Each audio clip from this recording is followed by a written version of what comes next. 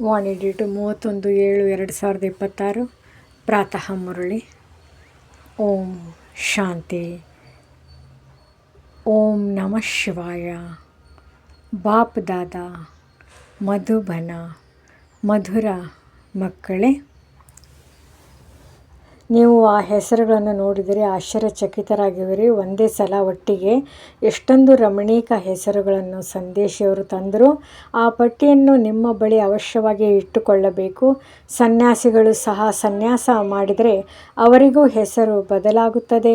ಗೃಹಸ್ಥವನ್ನು ಬಿಟ್ಟು ಬಿಡುತ್ತಾರೆ, ಆದರೆ ನೀವಂತೂ ಬಿಡುವುದಿಲ್ಲ. ನೀವು ಬಂದು ಬ್ರಹ್ಮರವರ ಮಕ್ಕಳಾಗುತ್ತೀರಿ. ಶಿವನ ಸಂತಾನರಂತೂ ಆಗಿಯೇ ಇದ್ದಿರಿ. ನೀವು ಬಾಪ್ ದಾದಾ ಎಂದು ಹೇಳುತ್ತೀರಿ. ಸನ್ಯಾಸಿಗಳಿಗೆ ಈ ರೀತಿ ಇರುವುದಿಲ್ಲ. ಭಲೆ ಹೆಸರು ಬದಲಾಗುತ್ತದೆ, ಆದರೆ ಬಾಪ್ ದಾದಾ ಎಂಬ ಹೆಸರನ್ನಿಡುವುದಿಲ್ಲ. ಅವರಿಗೆ ಕೇವಲ ಗುರುವೆಂದು ಹೇಳುತ್ತಾರೆ. ಹಠಯೋಗಿ, ಹದ್ದಿನ ಸನ್ಯಾಸಿಗಳು ಮತ್ತು ರಾಜಯೋಗಿ. ಬೇಹದ್ದಿನ ಸನ್ಯಾಸಿಗಳಲ್ಲಿ ರಾತ್ರಿ ಹಗಲಿನ ಅಂತರವಿದೆ. ಜ್ಞಾನ, ಭಕ್ತಿ, ವೈರಾಗ್ಯ ಎಂದು ಗಾಯನವಿದೆ. ಅವರಿಗೆ ವೈರಾಗ್ಯವೂ ಇರುತ್ತದೆ, ಆದರೆ ಅದು ಕೇವಲ ಮನೆ ಮಠದಿಂದ ವೈರಾಗ್ಯ. ನಿಮಗೆ ಇಡೀ ಪ್ರಪಂಚದಿಂದ ವೈರಾಗ್ಯವಿದೆ. ಸೃಷ್ಟಿಯು ಬದಲಾಗುತ್ತದೆ ಎಂಬುದು ಅವರಿಗೆ ಗೊತ್ತೇ ಇಲ್ಲ. ನಿಮ್ಮದು ಬೇಹದ್ದಿನ ವೈರಾಗ್ಯವಾಗಿದೆ. ಈ ಸೃಷ್ಟಿಯೇ ಸಮಾಪ್ತಿಯಾಗಲಿದೆ. ನಿಮಗಾಗಿ ಈಗ ಹೊಸ ಪ್ರಪಂಚವು ಸ್ಥಾಪನೆಯಾಗುತ್ತಿದೆ. ಅಲ್ಲಿಗೆ ಹೋಗಬೇಕಾಗಿದೆ, ಆದರೆ ಪಾವನರಾಗದೆ ಅಲ್ಲಿಗೆ ಹೋಗಲು ಸಾಧ್ಯವಿಲ್ಲ. ಇದು ಮನಸ್ಸಿಗೂ ನಾಟುತ್ತದೆ.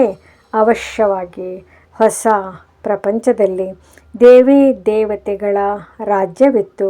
ಯಾವುದನ್ನು ಈಗ ತಂದೆಯು ಸ್ಥಾಪನೆ ಮಾಡುತ್ತಾರೆ. ನೀವು ತಿಳಿದುಕೊಂಡಿದ್ದೀರಿ. ಶಿವ ತಂದೆಯನ್ನು ನೆನಪು ಮಾಡುವುದರಿಂದ ನಾವು ಪುಣ್ಯಾತ್ಮರಾಗಿ ಬಿಡುತ್ತೇವೆ. ಇದು ಬಹಳ ಸಹಜವಾಗಿದೆ, ಆದರೆ ನೆನಪು ಮರೆತು ಹೋಗುತ್ತದೆ. ಭಕ್ತಿ ಮಾರ್ಗದ ರೀತಿ ನೀತಿಗಳೇ ಬೇರೆಯಾಗಿದೆ. ಇದರಿಂದ ಯಾರೂ ಹಿಂತಿರುಗಿ ತಮ್ಮ ಮನೆಗೆ ಹೋಗಲು ಸಾಧ್ಯವಿಲ್ಲ. ಪುನರ್ಜನ್ಮವನ್ನು ಎಲ್ಲರೂ ಅವಶ್ಯವಾಗಿ ತೆಗೆದುಕೊಳ್ಳಲೇಬೇಕಾಗಿದೆ. ಮನೆಗೆ ಹೋಗುವ ಸಮಯವೂ ಒಂದೇ ಆಗಿದೆ. ಆದರೆ ಇಂಥವರಿಗೆ ಮೋಕ್ಷ ಸಿಕ್ಕಿತೆಂದು ಹೇಳುವುದೆಲ್ಲವೂ ಸುಳ್ಳಾಗಿದೆ. ತಂದೆಯು ತಿಳಿಸುತ್ತಾರೆ, ಯಾವುದೇ ಆತ್ಮನು ಮಧ್ಯದಲ್ಲಿ ಹಿಂತಿರುಗಿ ಹೋಗಲು ಸಾಧ್ಯವಿಲ್ಲ. ಹಾಗೆ ಹೋಗುವುದಾದರೆ ಇಡೀ ಆಟವೇ ಕೆಟ್ಟು ಹೋಗುವುದು. ಪ್ರತಿಯೊಬ್ಬರೂ ಸತೋ ರಜೋ ತಮೋದಲ್ಲಿ ಅವಶ್ಯವಾಗಿ ಬರಬೇಕಾಗಿದೆ. ಮೋಕ್ಷಕ್ಕಾಗಿ ಅನೇಕರು ಬರುತ್ತಾರೆ, ಆದರೆ ಅವರಿಗೆ ತಿಳಿಸಬೇಕಾಗಿದೆ, ಮೋಕ್ಷವಂತೂ ಸಿಗುವುದಿಲ್ಲ. ಇದು ಅನಾದಿ ಮಾಡಲ್ಪಟ್ಟ ನಾಟಕವಾಗಿದೆ. ಇದೆಂದೂ ಬದಲಾಗಲು ಸಾಧ್ಯವಿಲ್ಲ. ನೊಣವು ಇಲ್ಲಿಂದ ಹಾರಿ ಹೋಯಿತೆಂದರೆ ಪುನಃ 5000 ವರ್ಷಗಳ ನಂತರ ಇದೇ ರೀತಿ ಹಾರಿ ಹೋಗುವುದು. ಇದನ್ನಂತೂ ತಿಳಿದುಕೊಂಡಿದ್ದೀರಿ. ತಂದೆಯು ಎಷ್ಟೊಂದು ಭೋಲಾ ಆಗಿದ್ದಾರೆ. ಪತಿತ ಪಾವನ ತಂದೆಯು ಪಾತ್ರವನ್ನು ಅಭಿನಯಿಸಲು ತಮ್ಮ ಪರಮಧಾಮದಿಂದ ಬರುತ್ತಾರೆ. ಈ ನಾಟಕವು ಹೇಗೆ ಮಾಡಲ್ಪಟ್ಟಿದೆ, ಇದರಲ್ಲಿ ಯಾರು ಮುಖ್ಯವಾಗಿದ್ದಾರೆ ಎಂಬುದನ್ನು ಅವರು ತಿಳಿಸುತ್ತಾರೆ. ಹೇಗೆ ಈ ಪ್ರಪಂಚದಲ್ಲಿ ಎಲ್ಲರಿಗಿಂತ ಸಾಹುಕಾರರು ಯಾರು ಎಂದು ಕೇಳುತ್ತಾರಲ್ಲವೇ, ಅದರಲ್ಲಿ ನಂಬರ್ವಾರ್ ಹೆಸರುಗಳನ್ನು ತೆಗೆಯುತ್ತಾರೆ. ಆದರೆ ಎಲ್ಲರಿಗಿಂತ ಸಾಹುಕಾರರು ಯಾರೆಂಬುದನ್ನು ನೀವು ತಿಳಿದುಕೊಂಡಿದ್ದೀರಿ. ಮನುಷ್ಯರು ಅಮೇರಿಕಾ ಸಾಹುಕಾರ ದೇಶವೆಂದು ಹೇಳುತ್ತಾರೆ, ಆದರೆ ನಿಮಗೆ ತಿಳಿದಿದೆ, ಸ್ವರ್ಗದಲ್ಲಿ ಎಲ್ಲರಿಗಿಂತ ಸಾಹುಕಾರರು ಈ ಲಕ್ಷ್ಮೀನಾರಾಯಣರೇ ಆಗಿರುತ್ತಾರೆ. ನೀವು ಎಲ್ಲರಿಗಿಂತ ದೊಡ್ಡ ಸಾಹುಕಾರರಾಗಲು ಭವಿಷ್ಯಕ್ಕಾಗಿ ಪುರುಷಾರ್ಥ ಮಾಡುತ್ತೀರಿ. ಇದು ಸ್ಪರ್ಧೆಯಾಗಿದೆ. ಈ ಲಕ್ಷ್ಮೀನಾರಾಯಣರಂತಹ ಸಾಹುಕಾರರು ಯಾರಾದರೂ ಇದ್ದಾರೆಯೇ? ಅಲ್ಲ. ಅವಲುದ್ದೀನನ ಕಥೆಯನ್ನು ಬರೆಯುತ್ತಾರೆ. ಉಜ್ಜಿದರೆ ಸಾಕು, ಕುಬೇರನ ಖಜಾನೆ ಹೊರ ಬಂದಿತೆಂದು ಅನೇಕ ಪ್ರಕಾರದ ನಾಟಕಗಳನ್ನು ರಚಿಸುತ್ತಾರೆ.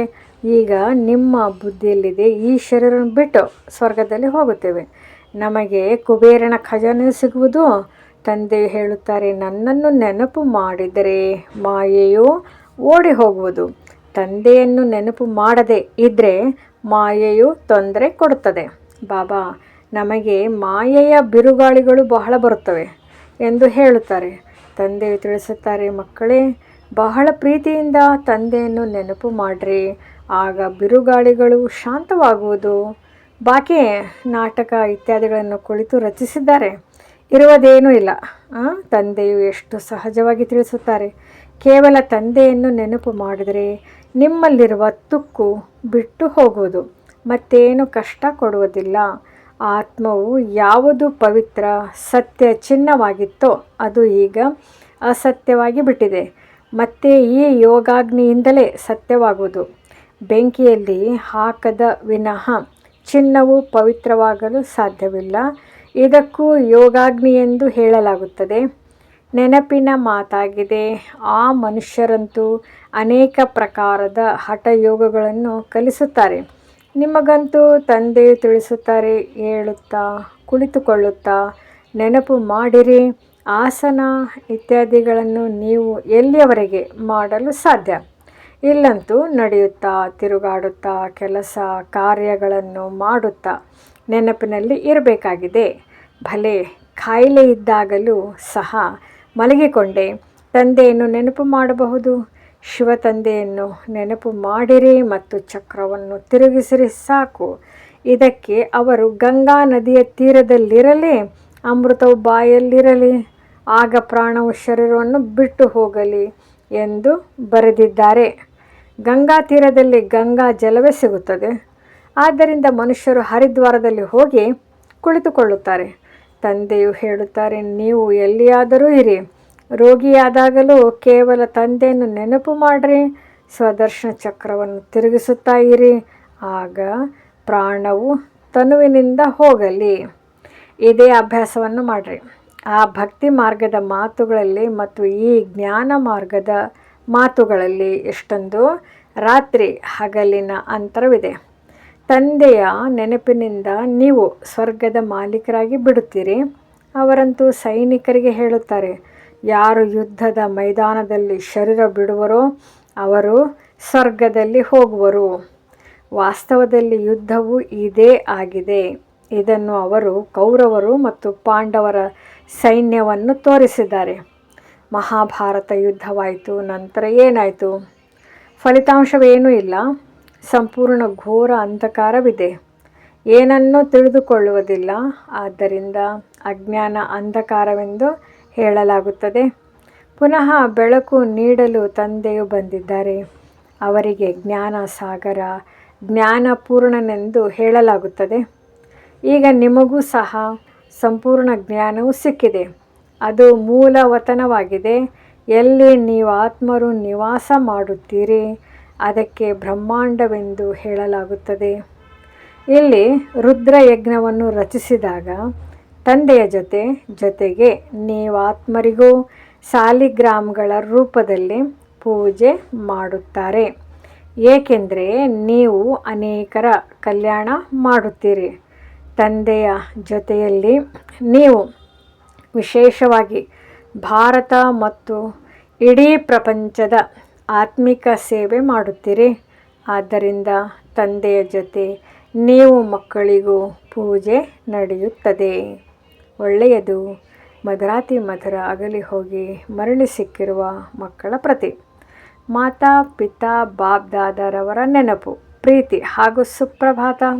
ಆತ್ಮಿಕ ಮಕ್ಕಳಿಗೆ ಆತ್ಮಿಕ ತಂದೆಯ ನಮಸ್ತೆ. ಧಾರಣೆಗಾಗಿ ಮುಖ್ಯ ಸಾರ: ಮಾಯೆಯ ಬಿರುಗಾಳಿಗಳನ್ನು ಓಡಿಸಲು ತಂದೆಯನ್ನು ಬಹಳ ಪ್ರೀತಿಯಿಂದ ನೆನಪು ಮಾಡಬೇಕಾಗಿದೆ. ಯೋಗಾಗ್ನಿಯಿಂದ ಆತ್ಮವನ್ನು ಸತ್ಯವಾದ ಚಿನ್ನವನ್ನಾಗಿ ಮಾಡಿಕೊಳ್ಳಬೇಕಾಗಿದೆ. ಬೇಹದ್ದಿನ ವೈರಾಗಿಗಳಾಗಿ ಈ ಹಳೆಯ ಪ್ರಪಂಚವನ್ನು ಮರೆಯಬೇಕಾಗಿದೆ. ಪ್ರಪಂಚವು ಬದಲಾಗುತ್ತಿದೆ. ಹೊಸ ಪ್ರಪಂಚಕ್ಕೆ ಹೋಗಬೇಕಾಗಿದೆ. ಆದ್ದರಿಂದ ಇದರೊಂದಿಗೆ ಸನ್ಯಾಸವನ್ನು ತೆಗೆದುಕೊಳ್ಳಬೇಕಾಗಿದೆ.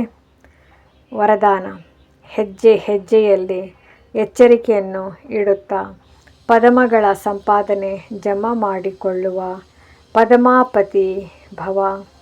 ತಂದೆಯವರು ಮಕ್ಕಳಿಗೆ ಬಹಳ ಶ್ರೇಷ್ಠ ಸ್ಥಿತಿಯಲ್ಲಿ ಇರುವಂತಹ ಎಚ್ಚರಿಕೆಯನ್ನು ಕೊಡುತ್ತಿದ್ದಾರೆ.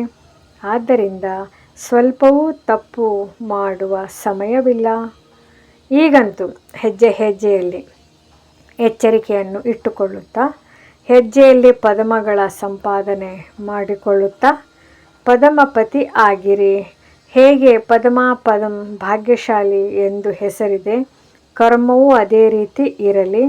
ಒಂದು ಹೆಜ್ಜೆಯೂ ಸಹ ಪದಮಗಳ ಸಂಪಾದನೆಯಾಗದೆ ಉಳಿದುಕೊಳ್ಳಬಾರದು. ಅಂದಮೇಲೆ ಬಹಳ ಯೋಚನೆ ಮಾಡಿ ಅದನ್ನು ತಿಳಿದುಕೊಂಡು ಪ್ರತಿ ಹೆಜ್ಜೆಯನ್ನು ಶ್ರೀಮತದ ಅನುಸಾರ ಇಡಬೇಕು. ಶ್ರೀಮತದಲ್ಲಿ ಮನಮತವು ಸೇರ್ಪಡೆ ಆಗಬಾರದು. ಸ್ಲೋಗನ್: ಮನಸ್ಸನ್ನು ಆದೇಶದ ಅನುಸಾರ ನಡೆಸುತ್ತೀರೆಂದರೆ ಮನ್ಮನಾಭವದ ಸ್ಥಿತಿಯು ಸ್ವತಃವಾಗಿ ಇರುತ್ತದೆ. ಅವ್ಯಕ್ತ ಸೂಚನೆ: ಜ್ವಾಲಾ ಸ್ವರೂಪ ಸ್ಥಿತಿಯಲ್ಲಿರುತ್ತಾ ಶಕ್ತಿಶಾಲಿ ನೆನಪಿನ ಅನುಭವ ಮಾಡಿ. ನೆನಪನ್ನು ಶಕ್ತಿಶಾಲಿಯನ್ನಾಗಿ ಮಾಡಿಕೊಳ್ಳಲು ವಿಸ್ತಾರದಲ್ಲಿ ಹೋಗುತ್ತಾ ಸಾರದ ಸ್ಥಿತಿಯ ಅಭ್ಯಾಸ ಕಡಿಮೆಯಾಗಬಾರದು. ವಿಸ್ತಾರದಲ್ಲಿ ಸಾರವನ್ನು ಮರೆಯಬೇಡಿ. ಸಾಧನ ಅರ್ಥಾತ್ ಶಕ್ತಿಶಾಲಿ ನೆನಪು. ನಿರಂತರ ತಂದೆಯ ಜೊತೆ ಹೃದಯದ ಸಂಬಂಧವಿರಲಿ. ಕೇವಲ ಯೋಗದಲ್ಲಿ ಕುಳಿತುಕೊಳ್ಳುವುದಕ್ಕೆ ಸಾಧನ ಎಂದು ಹೇಳಲಾಗುವುದಿಲ್ಲ. ಆದರೆ ಹೇಗೆ ಶರೀರದಿಂದ ಕುಳಿತುಕೊಳ್ಳುತ್ತೀರಿ, ಹಾಗೆಯೇ ಹೃದಯ, ಮನಸ್ಸು, ಬುದ್ಧಿ ಒಬ್ಬ ತಂದೆಯ ಕಡೆ ತಂದೆಯ ಜೊತೆ ಕುಳಿತು ಬಿಡಲಿ. ಹೀಗೆ ಏಕಾಗ್ರತೆಯೇ ಜ್ವಾಲೆಯನ್ನು ಪ್ರಜ್ವಲಿತ ಮಾಡುತ್ತದೆ. ಓಂ ಶಾಂತಿ. ನಮ್ಮ ಚಾನೆಲ್ ವಿಡಿಯೋಗಳ ಹೆಚ್ಚಿನ ಮಾಹಿತಿಗಾಗಿ ಸಬ್ಸ್ಕ್ರೈಬ್ ಬಟನ್ಗೆ ಕ್ಲಿಕ್ ಮಾಡಿ ನಮ್ಮ ಚಾನೆಲ್ಗೆ ಸಬ್ಸ್ಕ್ರೈಬ್ ಮಾಡಿ. ಈ ವಿಡಿಯೋ ಇಷ್ಟವಾದಲ್ಲಿ ಲೈಕ್ ಮಾಡಿ, ಶೇರ್ ಮಾಡಿ ಹಾಗೂ ಕಮೆಂಟ್ ಮಾಡಿ. ಸಹಜ ರಾಜಯೋಗ, ಭಾರತದ ಪ್ರಾಚೀನ ರಾಜಯೋಗ, ಧ್ಯಾನ, ಮೆಡಿಟೇಷನ್, ಆತ್ಮಜ್ಞಾನ, ಶಾಂತಿ, ಸುಖ, ಸ್ವರ್ಗೀಯ ಜೀವನ ಇಂತಹ ಮುಂತಾದ ವಿಷಯಗಳುಳ್ಳ ನಿಮಗೆ ವಿಡಿಯೋ ಇಷ್ಟವಾದರೆ ಲೈಕ್ ಮಾಡಿ, ಶೇರ್ ಮಾಡಿ ಮತ್ತು ಇನ್ನಷ್ಟು ಆಧ್ಯಾತ್ಮಿಕ ವಿಡಿಯೋಗಳಿಗಾಗಿ ಸಬ್ಸ್ಕ್ರೈಬ್ ಮಾಡಿ. ತಮಗೆ ವಿಡಿಯೋ ನೋಟಿಫಿಕೇಷನ್ ಸಿಗ್ತಾ ಇರುವುದು.